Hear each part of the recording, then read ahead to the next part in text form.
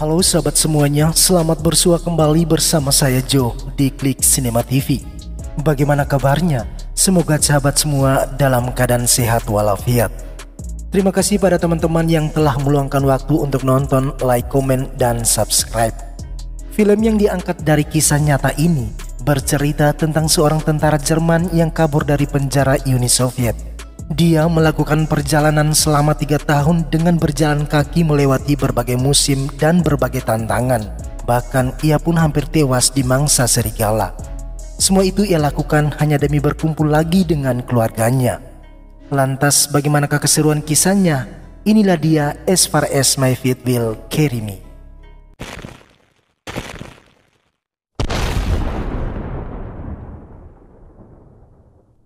Kisah dimulai pada tahun 1944. Terlihat seorang letnan angkatan darat Jerman bernama Clemens Forel yang hendak berangkat untuk bertugas.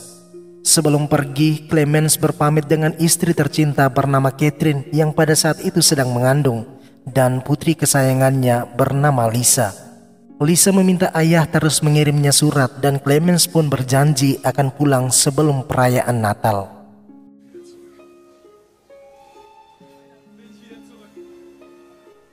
Setahun kemudian, tepatnya tahun 1945, setelah Perang Dunia berakhir, Clemens ditangkap oleh militer Uni Soviet dan dinyatakan bersalah karena telah melakukan kejahatan terhadap para partisan.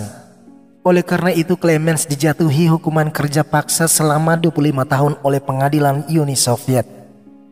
Setelah itu, Clemens dikirim bersama sekelompok besar tahanan ke kamp kerja paksa di wilayah Siberia. Namun saat dalam perjalanan, karena cuaca dingin yang ekstrim mengakibatkan beberapa tahanan meninggal dunia.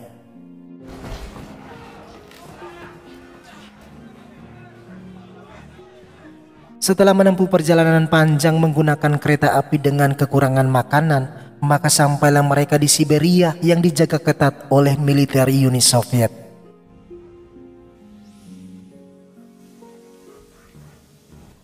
Beberapa bulan kemudian, tepatnya di bulan Oktober 1945 di Jerman, Lisa mendapat sepucuk surat yang diberikan oleh salah seorang petugas palang merah.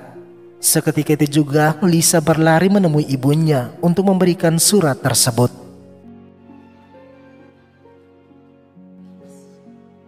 Dari surat itu dikatakan bahwa nama Clemens Forel tak ada dalam daftar pencarian palang merah dan juga tak ada informasi dari pengadilan militer Uni Soviet. Di sisi lain, keesokan paginya Clemens melihat rombongan tentara Uni Soviet yang datang menjemput mereka. Ketika dikeluarkan dari kereta api, para tahanan langsung memakan salju karena selama perjalanan mereka tidak diberi makan dan minum.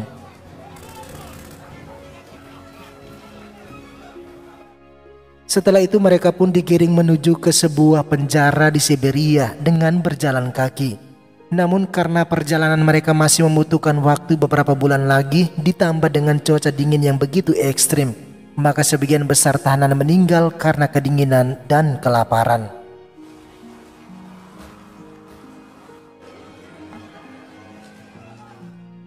Akhirnya mereka pun sampai di penjara di Siberia pada tahun 1945 dan langsung dimasukkan ke dalam tahanan.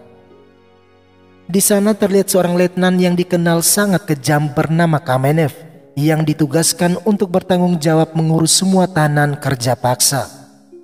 Di penjara itu ada 2 orang dokter yang salah satunya bernama Stauffer. Mereka juga merupakan tawanan yang ditugaskan untuk memeriksa dan mengobati para tahanan yang baru datang. Kemudian para tahanan diminta berbaris di halaman kamp. Di sana, Kamenev memberitahu bahwa di daerah ini tak ada pohon dan semak-semak sebagai tempat mereka bersembunyi. Namun Clemens yakin bahwa pasti ada cara agar bisa keluar dari penjara tersebut. Malam hari, Letnan Kamenev memeriksa semua tahanan satu persatu. Kamenev mencurigai salah satu tahanan yang berdiri di samping Clemens lalu menghampirinya. Kamenev bertanya apakah ia menyembunyikan sesuatu. Dan tahanan itu menjawab bahwa ia hanya menyimpan surat dari ibunya. Namun entah mengapa Kamenev justru memaksa pria itu melepaskan pakaiannya. Melihat pria itu kedinginan, Clemens berniat memberikan mantelnya, akan tetapi Kamenev menolak. Setelah pemeriksaan selesai, seluruh tahanan pun ditugaskan untuk pergi ke tambang dan mereka pun mulai bekerja. Di sisi lain di Komite Nasional Jerman, terlihat Catherine dan putrinya berusaha mencari tahu mengenai keberadaan Clemens. Akan tetapi pria itu tidak mengetahui sedikit pun informasi tentang Clemens. Ia berharap Catherine sabar menanti sampai musim gugur, karena pada saat itu mereka akan melakukan negosiasi dengan pihak Uni Soviet.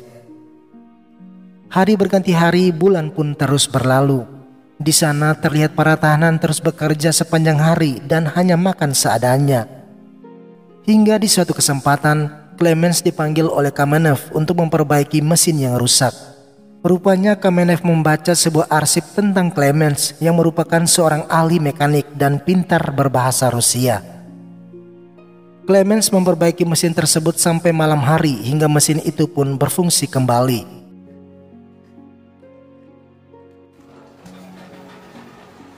Pada saat itu Clemens berpikir untuk melarikan diri setelah melihat para penjaga yang sedang lengah.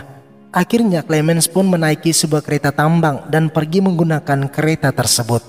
Namun sialnya jalur kereta itu sudah ditutup oleh penjaga hingga ia pun ditangkap. Atas kenekatannya itu Clemens dihukum dengan ditempatkan di penjara bawah tanah. Keesokan harinya Kamenev mendatangi Clemens untuk mengatakan bahwa pihak Uni Soviet telah bekerja sama dengan Amerika Utara. Jadi tak ada seorang pun yang bisa lolos dari sini. Setelah itu Clemens dibebaskan dan bergabung dengan para tahanan yang lain. Akan tetapi Clemens justru dikeroyok oleh mereka. Karena usaha pelarian Clemens, para tahanan tidak mendapatkan jatah makan selama beberapa hari.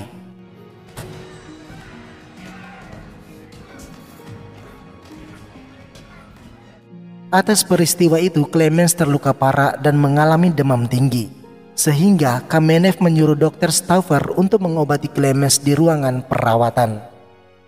Merasa bahwa ia tak mungkin lagi bertemu dengan istri dan anaknya, Clemens meminta tolong kepada Stauffer untuk mengirimkan sepucuk surat kepada keluarganya yang berada di Jerman. Namun Dr. Stauffer mengatakan bahwa surat itu tak akan pernah sampai. Hari demi hari hubungan Clemens dan Dr. Stauffer semakin dekat. Karena itu Clemens tak segan-segan mencurahkan perasaannya bahwa ia ingin pulang ke Jerman. Mendengar itu Dr. Stauffer berniat membantu Clemens untuk melarikan diri. Hingga suatu malam Clemens kembali mendatangi Dr. Stauffer. Di tempat itu Stauffer menjelaskan rute pelarian melalui peta miliknya. Setelah menjelaskan rute yang harus ditempuh oleh Clemens, Stauffer mengatakan bahwa ia sudah menyiapkan bekal untuk Clemens yang telah ia simpan di atas bukit. Namun Stauffer tidak bisa kabur bersama Clemens karena ia mengidap penyakit kanker sehingga ia tidak bisa bertahan di cuaca yang sangat dingin tersebut. Sebelum pergi, Stauffer berpesan bahwa jika Clemens sampai di Jerman, tolong sampaikan ke istrinya bahwa ia telah meninggal dunia. Berkat bantuan dari Stauffer, Clemens akhirnya berhasil melarikan diri.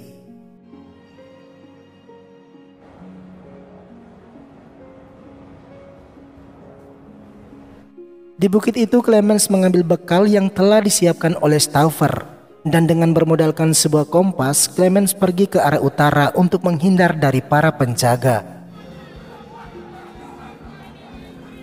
Sementara itu, Dr. Stauffer memilih untuk bondir daripada mendapat hukuman dari Kamenev.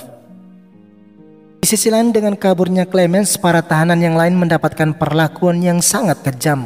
Bahkan mereka dalam beberapa hari ini tidak mendapatkan jatah makanan. Singkat cerita, Clemens harus berjuang berjalan hari demi hari melewati dinginnya salju dan cuaca yang sangat ekstrem. Sampai akhirnya Clemens jatuh pingsan karena bekal yang dibawanya telah habis. Namun ketika sadar, Clemens melihat seekor anjing laut dan ia terpaksa menembaknya untuk dijadikan bahan makanan.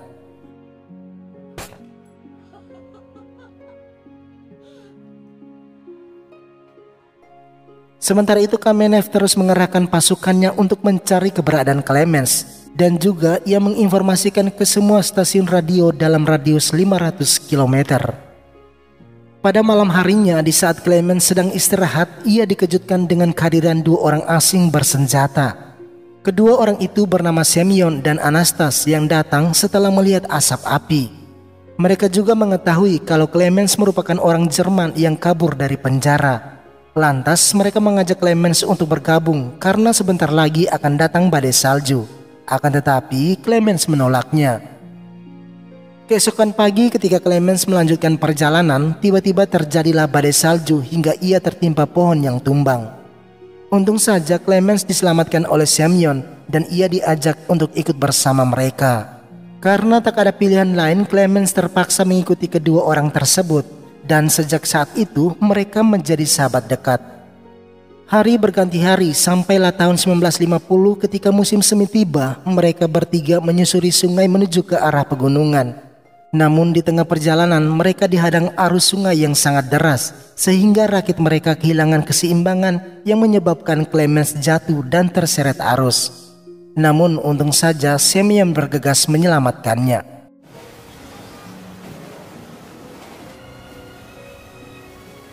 Sementara itu Anastas justru sengaja meninggalkan mereka menuju ke sebuah pondok. Di pondok itu Anastas mencuri emas milik Semyon yang disimpan di dalam tas. Tak berselang lama Clemens dan Semyon tiba di pondok tersebut dan ia menyadari kalau Anastas telah mencuri emasnya. Oleh karena itu tanpa berpikir panjang, Semyon menembak Anastas menggunakan pistol milik Clemens.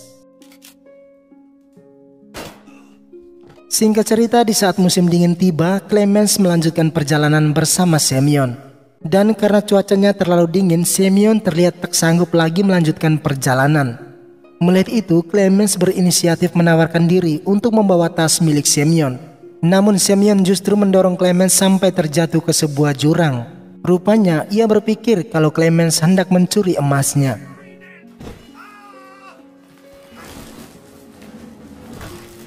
Ketika sadar, Clemens sangat terkejut melihat seekor serigala. Sontak saja Clemens memanjat sebuah pohon untuk menghindari serangan serigala. Namun pohon itu justru tumbang dan ada seseorang menembak serigala hingga tewas. Clemens lalu diselamatkan oleh dua orang yang salah satunya bernama Kulci. Kedua pria itu membawa Clemens menuju ke rumah untuk diobatin. Saat sadar, Clemens sangat tertegun melihat seorang gadis cantik bernama Irina, putri dari Kulci. Hari demi hari, Irina terus merawat Clemens dan karena kedekatan itu, Irina jatuh cinta dengan Clemens. Di sisi lain, Semyon ditangkap oleh pasukan Uni Soviet ketika hendak mengurus paspor. Semyon juga bercerita kalau ia pernah bertemu dengan orang Jerman. Namun di saat Kamenev ingin mengetahui cerita itu lebih lanjut, Kamenev justru menemukan Semyon telah tewas di dalam penjara. Melalui cerita itu, Kamenev meyakini bahwa Clemens belum sampai di Jerman. Oleh karena itu, Kamenev menginformasikan kepada warga untuk menangkap mata-mata Jerman yang bernama Clemens. Setelah mendengar informasi tersebut, Kulci dengan berat hati meminta Clemens pergi meninggalkan desa mereka. Karena ia tahu Clemens lah orang yang dicari pasukan militer Uni Soviet. Keesokan hari Irina mengantar Clemens. Irina seakan tak tega dengan perpisahan itu, sehingga Irina pun menangis dan membiarkan anjing kesayangannya menemani perjalanan Clemens.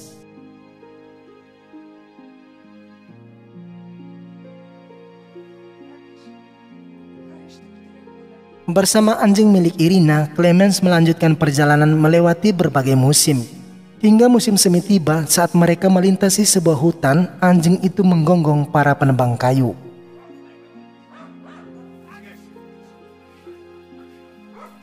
Akhirnya Clemens diinterogasi oleh inspektur polisi yang menangani bisnis penebangan kayu.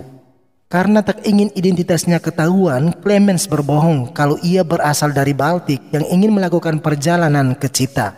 Dan kebetulan saja pada saat itu ada sebuah kereta yang ingin mengirim barang ke Chita. Maka Clemens diperkenankan pergi menggunakan kereta tersebut.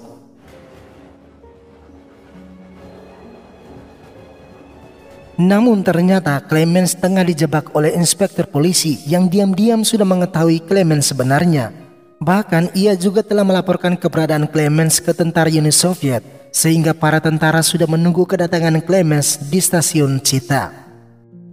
Melihat para tentara itu, Clemens langsung turun dari kereta untuk melarikan diri. Namun sayangnya ia bertemu kembali dengan Letnan Kamenev.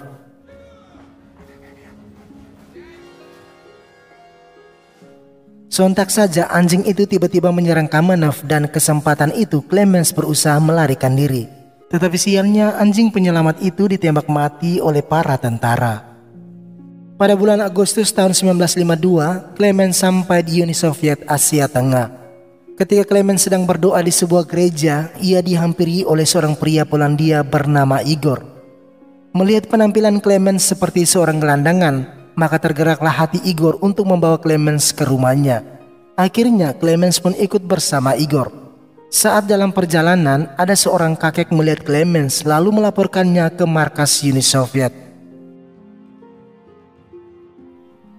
Sampai di rumah Igor, Clemens dilayani dengan sangat baik.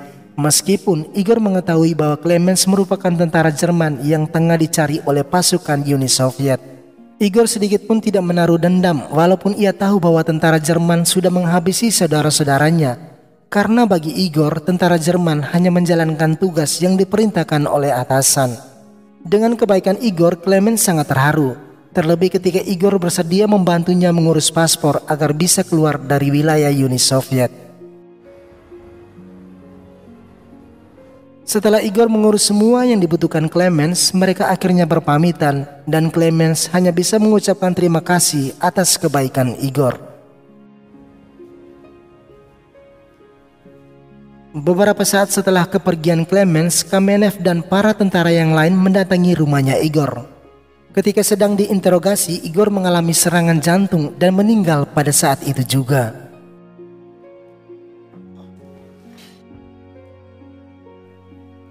Di sisi lain, Clemens yang melanjutkan perjalanan dengan menggunakan sebuah kereta kembali mendapatkan tantangan, di mana petugas melarang kereta melewati tempat itu karena ada tanah longsor.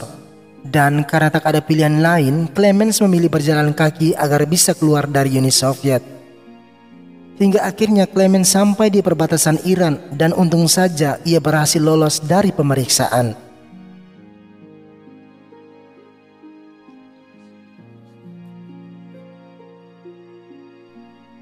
Namun ketika menyeberangi sebuah jembatan, Clemens sangat terkejut melihat Kamenev yang tiba-tiba muncul dari arah depan berjalan menuju ke arahnya. Situasi tersebut membuat Clemens sudah pasrah. Namun entah apa yang terjadi, Kamenev justru memberi jalan untuk Clemens.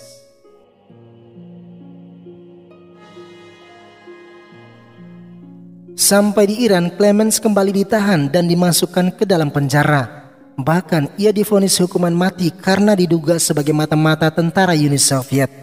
Akan tetapi sebelum dieksekusi, kepolisian Iran mendatangkan paman Clemens yang bertugas di Turki sebagai Menteri Ekonomi. Di sana Clemens berkata bahwa dia adalah Clemens Forel, seorang tentara Jerman yang kabur dari penjara Uni Soviet di Siberia. Akan tetapi sayangnya sang paman tidak mengenal Clemens karena terakhir mereka bertemu 15 tahun yang lalu. Di sana paman memperlihatkan sebuah album berisi foto-foto keluarga dan Clemens mengenal semua yang berada di dalam foto tersebut. Oleh karena itu sang paman percaya bahwa pria yang berada di sampingnya itu adalah ponakannya sendiri. Singkat cerita, Clemens akhirnya dibebaskan dan diizinkan pulang ke Jerman. Di hari itu Clemens menemui keluarganya di gereja di saat perayaan Natal sesuai dengan janjinya beberapa tahun yang lalu. Dan filmnya pun ditutup dengan pelukan haru keluarga kecil yang sekian lama merindukan kebersamaan.